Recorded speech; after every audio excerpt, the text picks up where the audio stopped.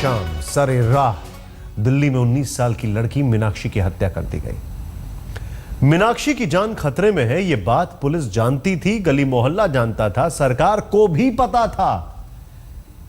कानून की नजरों के सामने भी मीनाक्षी ने खुद पर मंडराते खतरे की कहानी बयां कर दी थी, लेकिन आखिरी वक्त में मदद के लिए कोई नहीं आया। दिल्ली की बेटी ने तड़प तड़प कर सड़क पर दम तोड़ दिया। सवाल है कि क्या सिर्फ हमलावर ही गुनहगार है मीनाक्षी के?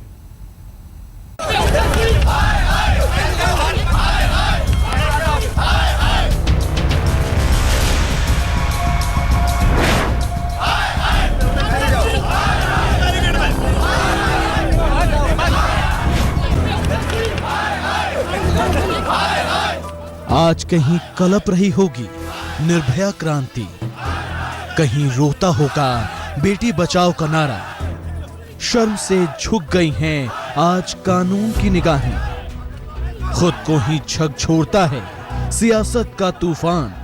पीछे तस्वीरों में दिल्ली पुलिस लाठियों के सहारे आम आदमी पार्टी के कार्यकर्ताओं को रोकने की कोशिश कर रही है और साफ तौर से आप पोस्टर्स में देख सकते हैं मोदी पुलिस हाय हाय के नारे लगाए जा रहे हैं। लाठी का यहाँ पर एक तरह से प्रयोग किया गया है और तमाम आम आदमी पार्टी के कार्यकर्ता विरोध प्रदर्शन जिस तरह से कर रहे हैं, पुलिस फोर्स जो है वो काफी संख्या में यहाँ पर बढ़ाई गई है और हमारे सामने जो आप तस्वीरें देख पा रहे हैं वो कहीं ना कहीं आम आदमी पार्टी के कार्यकर्ताओं को रोकने की पूरी कोशिश करते हुए देख सकते हैं आप। राजधानी दिल्ली में अंधेरों से भरे आनंद पर्वत की जिस गली से उम्मीद की रोशनी निकलने वाली थी, एक बेटी पढ़ लिख कर गरीब माँ बाप का सहारा बनने वाली थी, वहीं पर गिर गई एक बेटी की लाश।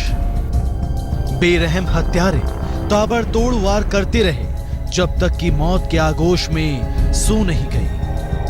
एक जिंदा समाज के मुर्दा बन जाने का सबूत नहीं तो और क्या है ये वारदात। मार पिटाई करी और लड़की के हाथ में से सामान गिर गया। मैंने छुड़ाने की कोशिश करी तो इन्होंने मेरे को धक्का मार के दूर कर दिया। फिर इन्होंने चाकू निकाले, दोनों भाइयों ने चाकू मारना शुरू कर दिया। माँ ने इसकी ने दोनों उसके लड़की के हाथ पकड़ लिया और बुरी तरीके से इन्होंने उस बच्ची को मारा। इतने चाकू मारे कि मेरे से देखा भी नहीं गया। बेटी मरती रही, एक बेबस माँ जब चीखती रही, एक बीमार बाप की आंखें जब सवाल बन गईं, कितने बीमार हैं हम लोग, कितना निरीह बना दिया है हमने अपना संविधान, कितना क्रूर हो गया है ये समाज। सरकार तो मानो जैसे कहीं राजधानी में है ही नहीं। जरूर जाऊंगा, मैं जरूर जाकर विचारों का आदान प्रदान करूंगा।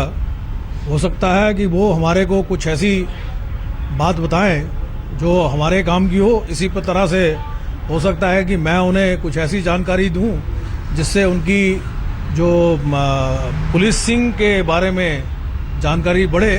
मीनाक्षी के गुनाहगार दोनों आरोपी भाई गिरफ्तार हो चुके हैं। आरोपी मां फरार है और अब सीएम केजरीवाल ने पुलिस को तलब किया है मीनाक्षी के मर्डर समेत कानून की बिगड़ती हालात पर सफाई भी मांगी है। उधर आनंद पर्वत के अंधेरी गलियों में सियासत का कारवां बदस्तूर पहुंच रहा है। गुरुवार को वारदात घटी।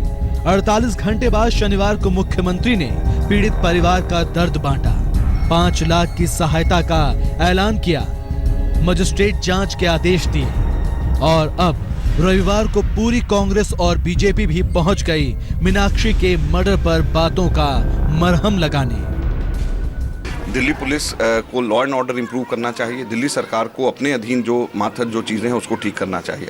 जैसे कि दिल्ली सरकार ने शीला दीक्षित जी के समय पे एक हेल्पलाइन शुरू किया था और वो हेल्पलाइन जो है वो दिल्ली सरकार चीफ मिनिस्टर ऑफिस से खुद मॉनिटर होता था। अब वो कहाँ है हेल्पलाइन? घटनाओं के बारे में घटना की संवेदनशीलता को देखने की आवश्यकता है, उसको मेजरमेंट करने की जरूरत है कि आप किस तरह की बात कर रहे हैं। लेकिन आप बराबर बराबर बराबर मोदी जी का नाम लेंगे। मुझे लगता है कि इस तरह की हल्की बातें, पुलिस के लोगों को ठुल्ला कहना, ये दिल्ली के मुख्यमंत्री की सभ्यता है क्या? बातें बहुत हैं सियासत के पास सुनाने के लिए, लेकिन इस दुनिया से कहीं दूर जा चुकी दिल्ली की बेटी मीनाक्षी के इस सवाल का जवाब किसी के पास नहीं है कि आखिर दिल्ली की गलियों में इतना अंधेरा क्यों पसरा है, दिमागों में इतनी सड़न क्यों है, इतनी नाउमीदगी क्यों है? एक बेटी की जिंदगी लाश में तब्दील कर दी जाती है। नितिन और रजत सिंह के साथ पंकज जैन, दिल्ली आज तक। मुख्यमंत्री अरविंद केजरीवाल सोमवार को कानून व्यवस्था के मुद्दे पर पुलिस आयुक्त बीएस बस्सी से मुलाकात करेंगे।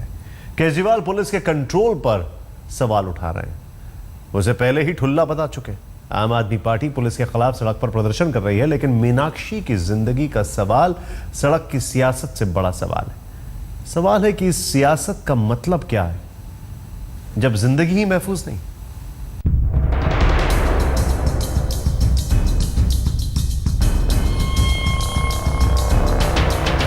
उस लड़की को बाल पकड़ करके खींच लाए हैं, फिर चाकू मारे हैं उस लड़की को। फिर मैंने उसको कहा, मैंने कहा मीनाक्षी भागी यहाँ से। वो लड़की हिम्मत करके भागी है वहां से। आगे आगे लड़की थी, पीछे पीछे से चाकू मारते आ रहे थे। गली नंबर 5, पंजाबी बस्ती, आनंद पर्वत, दिल्ली। दिन में भी जहां रात नजर आए तो ये अंधेरी गली वही है, ये सीढ़ियां वही है, ये रास्ते भी अपनी जगह है आनंद पर्वत पर। लेकिन यहाँ नहीं है तो अब वो मीनाक्षी जो सहारा थी, आसरा थी अपने गरीब माँ बाप का। बीमार रहती हूँ, मेरी वजह से लड़की ने अपनी पढ़ाई छोड़ दी कि मेरे मम्मी पापा बीमार रहते, मैं कमा के खिलाऊं। वो 4-5 दिन से वो जॉब पे जाने लगी है, तो घर आई है कि मम्मी मेरे को दाल चावल खाने। मैंने कहा तू बना ले और पैसे ले जा और तू बना ले। वो मेरे से 100 रुपये लेके गई है दूध के लिए। दूध लाई है 1 किलो, 2 किलो चावल लाई है। जैसे चावल लेके आई है ना, उन लड़की को वहीं पकड़। माँ को बताकर मीनाक्षी अपने घर से चंद कदमों की दूरी पर मौजूद राशन की छोटी सी इसी दुकान पर पहुंची थी राशन खरीदने। राशन तो खरीद लिया, लेकिन घर पहुंच पाती कि रास्ते में ही दोनों यमदूत खड़े हो गए, गली के बीचों बीच। चश्मदीदों के मुताबिक दोनों भाइयों को उनकी माँ शशि ने ही उकसाया था पुरानी दुश्मनी का हिसाब बराबर करने के लिए। दोनों आरोपियों सनी और ईलू ने मीनाक्षी को जबरन रोक लिया। एक ने हाथ पकड़ा और दूसरे ने बाल। ताबड़तोड़ चाकू बरसाने लगे मीनाक्षी के शरीर पर। मीनाक्षी की जान बचाने की चीख पुकार और गुहार पर मां दौड़कर आई तो मां पर भी चाकुओं से हमला बोल दिया। मीनाक्षी ने दौड़कर एक घर के खुले दरवाजे में घुसकर जान बचाने की कोशिश की, लेकिन सारी कोशिशें बेकार। अंधेर दिमाग दोनों बिगड़ैलजादों ने इंतकाम पूरा कर लिया। चाकू मारना शुरू कर दिया। माँ ने इसकी ने दोनों उसके लड़की के हाथ पकड़ लिए और बुरी तरीके से इन्होंने उस बच्ची को मारा। इतने चाकू मारे कि मेरे से देखा भी नहीं गया। फिर किसी तरीके से ना वो लड़की हिम्मत करके, बेचारी बच्ची पड़ोसी के घर में जा कर के घुसी है। पड़ोसी के घर में से भी जा कर के पड़ोसियों ने भी कोई सहयोग नहीं दिया। फिर वहाँ से भी उस लड़की को बाल पकड़ करके खींच लाए हैं, फिर चाकू मारे हैं उस लड़की को। खबर पाकर मौके पर पुलिस भी पहुंची। पुलिस ने पीड़ित मां और बेटी को फौरन राम मनोहर लोहिया अस्पताल में भर्ती कराया। मां की जान तो बच गई, लेकिन दिल्ली की बहादुर बेटी ने सबको अलविदा कह दिया। आज आनंद पर्वत की गली गमगीन है। मोहल्ला खुद ही मर्डर की सारी गवाही दे रहा है। लेकिन मर्डर को अंजाम देने वाले इन दोनों बिगड़ैलजादों से मुकाबले का जब सवाल था, तब हर कोई नाकाम था। खुद ही पीड़ित थी मीनाक्षी तो हमलावरों की हर बदनीयती से मुकाबिल भी। आरोप के मुताबिक ये दोनों बिगड़ैलजादे 2 साल पहले से ही मीनाक्षी पर बुरी नीयत रखते थे। मीनाक्षी के परिवार से इस वजह से आरोपियों के घर वालों से कहासुनी भी कई बार हुई। साल 2013 में जब छेड़खानी हद से बढ़ने लगी तो मीनाक्षी और उसकी मां ने पुलिस में शिकायत दर्ज करा दी। पुलिस में दर्ज शिकायत के मुताबिक मेरे पड़ोस में अपराधी शशि अपने बेटों ईलू और सनी के साथ रहती हैं। शशि और उसके बेटे बहुत ही झगड़ालू प्रवृत्ति के हैं। शशि और उसके बेटे आए दिन मुझे, मेरे पति और मेरी बेटी मीनाक्षी को भद्दी भद्दी गालियां देते हैं और मारपीट करते हैं। मेरी बेटी मीनाक्षी के मुंह पर तेजाब फेंकने की धमकी ईलू और सनी देते हैं। 8 अक्टूबर 2013 की रात करीब 8:30 बजे शशि और उसके दोनों बेटे ईलू और सनी मुझे, मेरे पति और मेरी बेटी मीनाक्षी को बहुत ही गंदी गंदी गालियां देने लगे और मेरी बेटी को मारा पीटा। किसी तरह से मैंने मीनाक्षी को बचाया। 9 अक्टूबर 2013 को भी शशि, ईलू, सनी ने मेरी बेटी मीनाक्षी के साथ मारपीट की। शशि ने मेरी बेटी को चोट पहुंचाने की नीयत से चाकू फेंककर मारा, जिससे मीनाक्षी के हाथ में चोट आई। सनी और ईलू ने मीनाक्षी को पकड़कर मारा पीटा और गलत तरीके से मीनाक्षी को पकड़ा और उसके कपड़े फाड़ दिए। मीनाक्षी की मान मर्यादा को भंग किया। किसी तरह से मैंने और मेरे पड़ोसियों ने उसे बचाया, वरना शशि, ईलू और सनी मीनाक्षी के साथ किसी भी तरह की वारदात को अंजाम दे सकते थे। इतना ही नहीं, उन लोगों ने धमकी दी कि वो मीनाक्षी को नहीं छोड़ेंगे। ईलू और सनी ने 9 अक्टूबर 2013 को धमकी दी कि मीनाक्षी के मुंह पर तेजाब फेंककर कहीं का नहीं छोड़ेंगे। मीनाक्षी 11वीं क्लास में पढ़ती है। शशि, ईलू और सनी उसे किसी भी तरह का नुकसान पहुंचा सकते हैं। मीनाक्षी के साथ ईलू, सनी किसी भी तरह की वारदात को अंजाम दे सकते हैं। पुलिस ने इसी शिकायत के आधार पर कार्रवाई भी की थी और मां समेत दोनों भाइयों को कुछ दिन के लिए जेल भी हुई थी। लेकिन जेल से वापस लौटकर दोनों भाई हर पल, हर दिन बदले की आग में जलते रहे। न कानून का डर ही इन्हें रोक सका और न समाज की नसीहतें। जब दिमागों में अंधेरा ही पसरा होगा तो उजाले की उम्मीद भी कोई कैसे करे। देखिए, एक दूसरे को दोषी मानने से कुछ लाभ नहीं होने वाला है।